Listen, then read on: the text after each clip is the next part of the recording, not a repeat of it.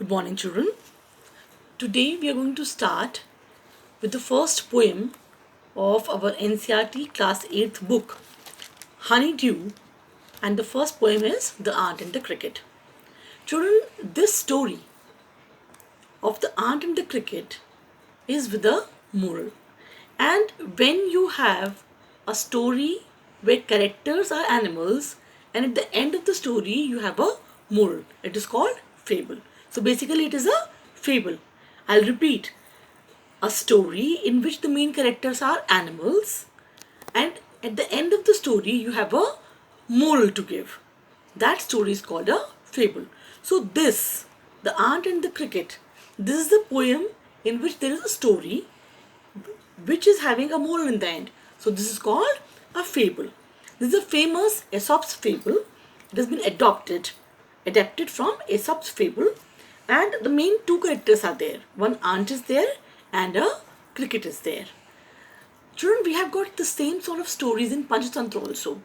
Panchatantra stories are based on animal characters, and after the story completes, it gives you some moral lesson for life. Now, let's come back to the poem, The Ant and the Cricket. The poem is about a careless young cricket and a hard-working ant. The young cricket spent the spring and summer singing all day. When winter came, he suddenly found that he had nothing to eat. The ground was all covered with snow. There were no flowers or leaves on the trees. He wondered what would become of him, and he was very much worried. He promised he went to the ant and he begged of the ant for food. But the ant was very miser. She refused to give any food or shelter to the cricket. Although the cricket promised to return the grain the next day, but the ant refused, and she said that it was the rule of the ants that neither they borrow anything nor they lend anything. Now the ant was not in a mood to help out. So she was talking about this principle of life. And she said to the cricket that we ants, we never borrow, we never lend. The cricket was very much disappointed. Then the ant asked the cricket what he had been doing in summer season. The cricket replied that he had been singing all day and all night. When the ant heard this, he advised the cricket to spend the winter dancing. The ant turned the cricket out of her house. The lesson the cricket learnt was true for the human beings also. The cricket was given a lesson by the ant that when you are having happy days, don't just play, don't just sing and dance, but prepare for the worst situation also. For the future, you should plan.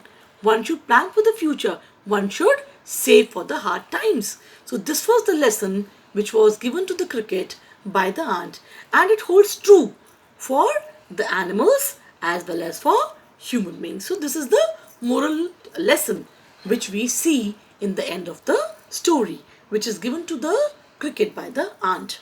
Children, when we read this poem, there are a few difficult words, you can say, or a few new words which you may find difficult to understand. The first line, a this is silly young cricket accustomed to sing. Now what is accustomed to? Accustomed to means used to. He was in a habit of singing. Then another new word, it comes over here. This is the fifth line, not a crumb to be found. Crumb is what? Piece of bread. So he did not have anything to eat, not a single piece of bread. Now another word which you find over here is starvation. What is starvation, children? Starvation is hunger. Then by starvation, famine made bold. Now what is famine? Famine is extreme scarcity of food. When you don't have anything to eat at all. That is called famine. Then trembling. What is trembling? Trembling is shivering. Shivering with cold. Then he set off to a miserly ant. Now what is miserly, children? Now, according to Oxford Dictionary, a person who hoards money and keeps it and never spends as far as possible. A person who hoards money and spends the minimum possible is called miser. Now, another word which we find over here is, I told you about starvation, that is hunger. Then we have another term over here, hastily. Hastily means hurriedly. Then quoth over here. This is quoth the cricket, not I. Now, what is quoth? Quoth means to say something, said. Now, what is gay?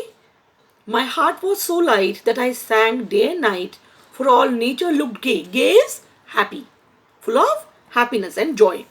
So, this is about the summary of the poem and about the important meanings. Now, children, we'll talk about the rhyming scheme, the rhyming words. See, the rhyming words are the words which have the same sound.